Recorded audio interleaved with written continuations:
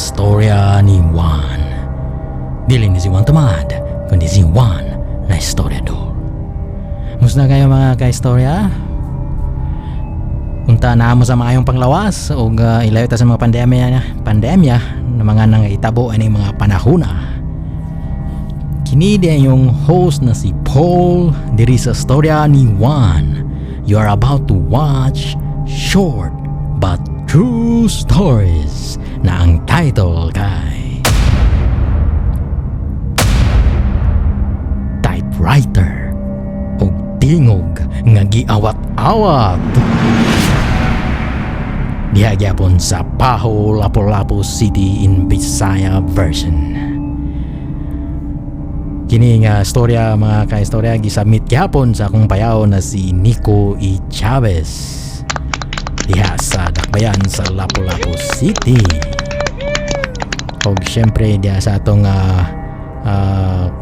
Tres Manieros diha sa Lapasan Highway sa lungsod sa Cagayan de Oro City, sa Dakbayan sa Cagayan de Oro City diha sa Lapasan Highway kina Sir Nile diha sa Cebu Sarden Motors. O kini atong mga bagong mga subscriber dahil mga ka-istorya, wala ako kaibaw kung kinsa pero add lang siya sa atong subscribers na count but dili ta tanan ma-notify no. So pasensya na mga ka-istorya kung di ta mo ma-honor kay wako kaibaw sa uban. O please lang comment diya sa atong YouTube channel mismo kung gusto mo i-shoutout na to diri mga ka-istorya para may-honor ta mo diri sa atong programa diri sa Storya ni Juan. O syempre mga ka-istorya sa atong ipaskill.com na classified ads na to diha sa Pilipinas. Libre ra na mga ka-istorya nga gamiton ninyo. O syempre mag-post lang mo diha o kung sa mga klase-klase na mga classified ads ninyo. O pwede mo mag-post diha unlimited mga ka-istorya, depende lang sa inyong mga categories, ang vehicles ba na o mga piyesa sa sakyanan or kung sa mga ka-istorya sa inyong ipang-post diha kay na siya nakakategorize na siya. So kung namo mga beauty products or mga pang-health na diha tanan mga ka-istorya. So post lang mo dito, encourage na mo kay libre ra na mga ka-istorya. So ay mo kaulaw. Joke lang. Kita mga istorya, register lang mo dito kung wala na siya bayad. O syempre mga ka-istorya, sige tsapay langanan nato. O dili na to lang ayon pa. O sugdan na nato ang atong bagong segment diri sa Storya ni Juan. Mao kini ang short but true stories na ang title kay Typewriter o Tingog nga giawat-awat in Bisaya version. Kini nga personal encounter sa akong bayaw gihapon na si Nico E. Chavez diha sa Dakbayan sa Lapu-Lapu City. Kumusta mo diha mga ka-istorya nato sa Lapu-Lapu City? O maora gihapon kini nga insidente sa ilang eskwelahan nila diha sa Paho, Lapu-Lapu City banda. O kanang lugar kay syempre sementeryo kana sa una. O bago pa na gipang tukod kanang mga eskwelahan na diha dapita. Tara o katong paminaw ng ilang kulbahinam na mga nahiyaguman gihapon diha sa ilang eskwelahan sa atong continuation diri sa mga nahiyaguman ni Nico diha sa ilang eskwelahan sa mga panahon na ting pauli na kini sa ilang klase ug bandang hapon na kini. Og ready na ang mga sunduo, og ready na nga sunduon na sila sa ilang carpool. Ana nga time kay hatod sundo man ni sila sa ilang panahon na kini estudyante pa. Sa isa ka school service nga sakyanan nila.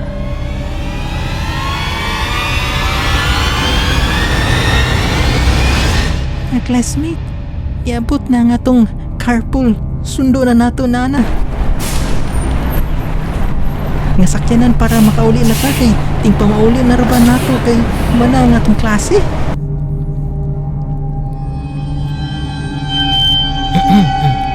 Ay, salamat. Nakaabot ra gid taon ko on time.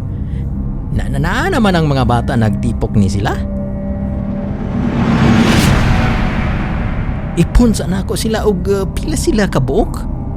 Maayo na lang wala ako na traffic yun. Uy! Murag. Kulang ang mga estudyante da. Usually inigabot na ako diri. Ready na sila tanan ug musakay na lang dayon sa akong school service na sakyanan diri. Dong Mel. Asa man ang uban nimong mga classmate di ay dong?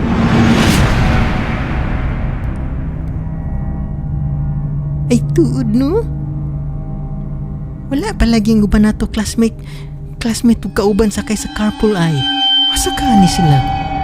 Sige ako sila pangitaon kadali.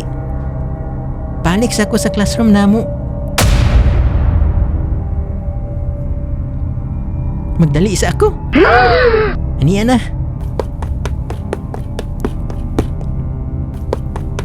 Kadali Mel. Kadali sa Mel. Kuyog ko nimo. Tamang ko pangitan nila. Oh, mas maayo. Duha ta mangita nila. Tara na, classmate. Ngano ka wala pa man sila uban classmate nato ha? Basin na late lang og gawa sa ilang classroom or cleaner sila karon baka ha? But lang ka ha? Tara na.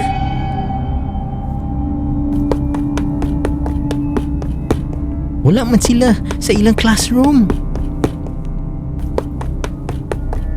Asa ka sila no? Basin na sila sa 3rd floor aning school building namo. Tara classmate, dagan sa ta. Ato ta sa 3rd floor sa atong building, basing naa sila dito. Mingaw na ba kayo? Kay gipangkuha na sila. Halos mga estudyante namo diri sa carpool pod nila. Ting pamauli na gud. So, mingaw na kaayo. Halos kami na lang ang nagtikaw-tikaw aning among school building aning mga orasa da. Diba classmate? Lagi Mel. Tara, pangitaon sa nato sila.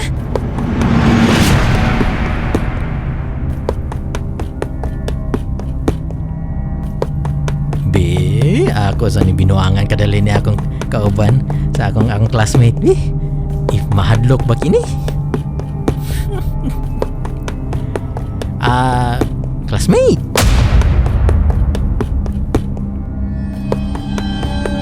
Padulong man ta sa ika-3rd floor, no? Una lang sa ug apas ra ko nimo. Nga naman di ay Mel. Basta apas ra ko. Sige na. Gahulat na ang atong driver sa carpool sa ubos. Okay Mel, diasa ka. Dagan sa ko.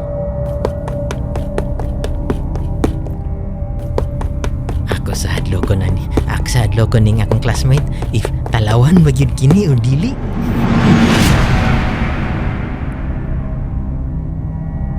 Try na ako og gila-kila kunuhay ug unya magtago sa ko aning kilid sa among hagdanan para dili siya makakita kanako ug ako lang kining pakuyawan kay mintras naa pa ni sa 3rd floor. Magilak-kilak sa ako. Uy!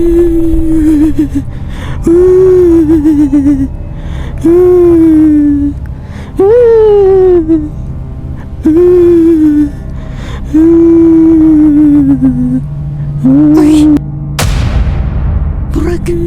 Ay, nagilak niya sa 2nd floor bandada. Nara ba niya si Mel nagpabilin? Burag!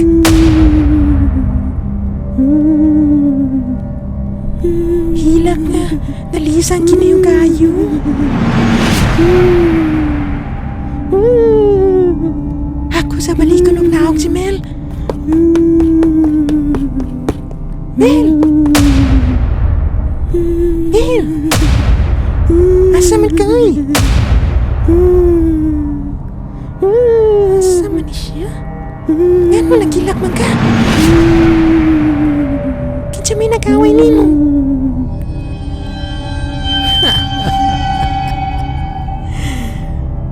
Gihadlok lang tiga classmate. Basin madlok ba ka ba? Giprank lang tika?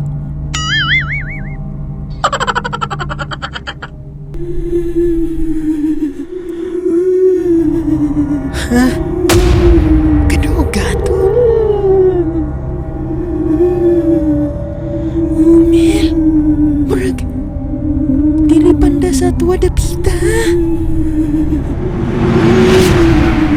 Mong gyud. Murag giawat-awat na inuwan ang akong gihilak-hilak na ako ni mo ganina. Lain kayog tingog kini.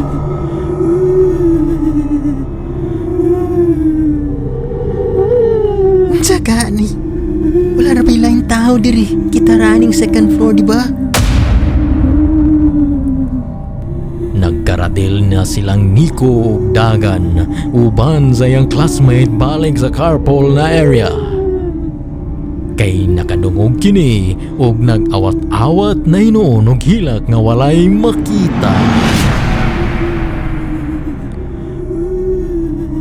Oh, nganang hadlok man kaay mo dong Mel ug hangak kaay mo nagdagandagan mo diha sa imong classmate. Ano man mo? Wala mi nakita nila ya. Wala mi kita nila ya. Wala mi kita. Asa sila ya. Agid mi kita.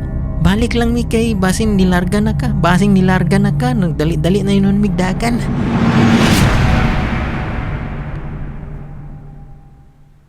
Pahulay sa ta classmate ka dali. Wala palagi gyapon ang uban na to kauban sa carpool no. Asa ka to sila ay? Hala? Classmate, na ako'y nalimdan sa atong THE in our classroom da. Importante ba ka ito? Basi mawala to na. Sayang. Classmate, balik sa tasaka sa atong school building ug adtuon sa nato atong THE na classroom nato. Ginugisaw ka dali, tara na.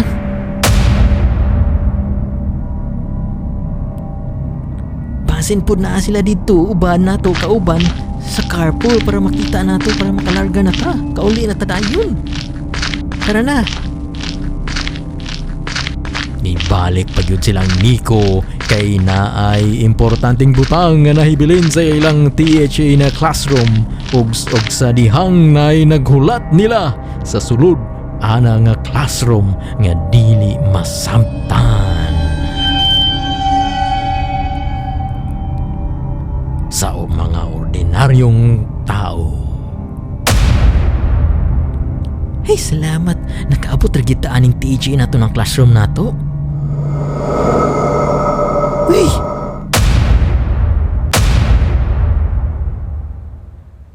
Lock pa yun ang door da. Patay na.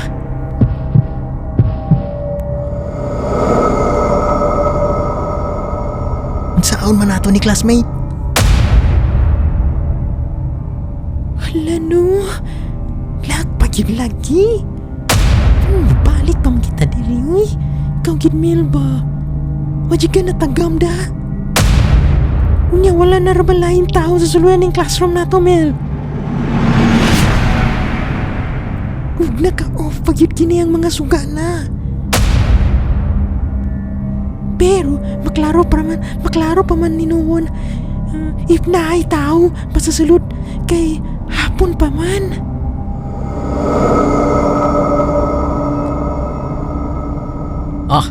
Kini na lang bintana nga jealousy kay mag-abri man ni gamay. Matry na ko og kuot akong kamot didto para maabri na ko ang doorknob para makasulod ta sa classroom. Ipasing nga mularga na to si Manong. Sa carpool na babiyaan ta, classmate. Aniya na.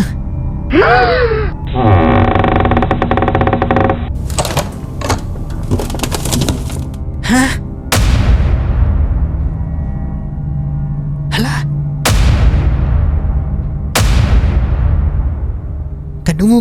Kadungog ka na, classmate. Kagul pa ba ni Meloy? Unsa man na?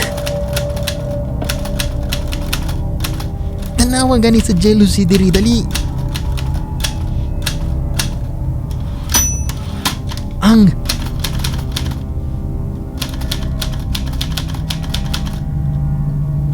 typewriter.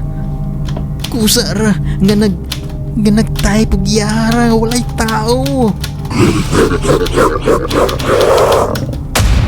Dagan, classmate. Dire na ko to mga ka-istorya. O gunta na nga mo sa atong bagong storya dire nag-submit sa akong bayaw gyapon na si Nico E. Chavez.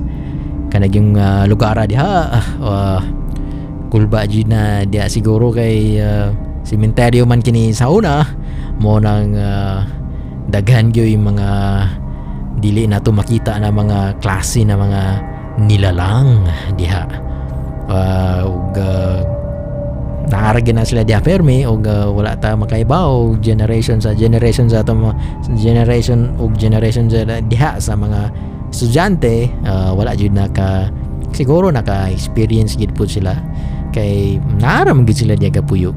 So di gid sila manghawa normally o usually manghawa ka na sila sa isa ka butang o isa ka lugar mga kaistorya labi na kung daghan na kining mga tao nga namuyo diha o ana kay samukan man na sila mga kaistorya o nga muhawa na sila dito sa mga awaaw o mga wala pa kay dagang tao na mga lugar manay usual nila pero kining mga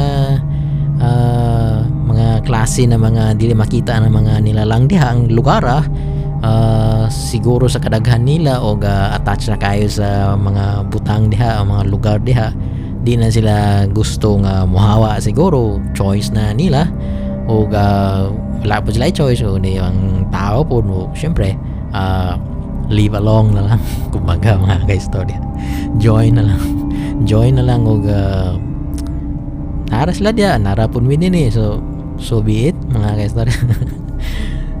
Anyways, di mo mahadlok mga nga na klase ng mga mga kaistorya kasi kay dili na sila dapat kahadlukan o pasang di lang sila diya mga kaistorya puyo mo na, puyo mo na dili ana na mga kaistorya. So pero dili lang usual sa to siguro sila po nakita po sila uy, samok man yung mga tawanan ni Malik ginamuan na ning panahon. Siguro mga kaistorya yung naman ng ilang thinking mabata kay bao siguro kay gisamok na lang ka pakitaan ka nila mga dili usual sa mga tao kay para lang mahawa mo kay dili na ninyong panahon una iyang pasabot. Interpret na lang nato may na mga kaistorya kay para masabdan na to ang ilang nature o nature po sa tao syempre dili usual sa to nga wala makita na suddenly nga magpakita or mag-type diha dili na usual sa to pero actually ka-exist na sila diha mga kaistorya so di mga mahadlok na mga kaistorya so mga bata diha tambagi lang yung mga anak ayaw mo kahadlok. Okay mga kaistorya I hope na enjoy yung nalingaw mo sa atong bagong storya din o daghan pa tayo naka-line up na mga storya na ipan-submit din sa ato diri sa storya niyo 1 kung naamoy gusto nga ipang naamoy mga similar o unsa na mga kulbahinam ninyo ng mga personal encounter or mga kailan niyo mga kaistorya rough lang na mga istorya o ako na lang mag-add sa tibok na storya mga ka-storya para po na po siya trailing o na po siya gamay nga nang medyo setup o para para mabuo ang yang istorya mga kaistorya. So ako ray bahala balay ana kung naamoy, for example, naka-experience lang mo nga, uy, na-off ang suga o galito, walay nag-off.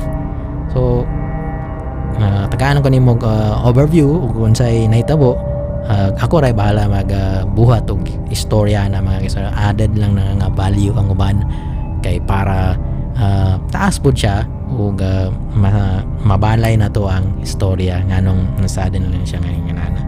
So mga kaistorya na may mga i-submit rin email, mag-flash lang na din sa atong screen, o ako ray bahala og para ma-honor ta mo diri sa atong programa diri sa Storya ni Juan. O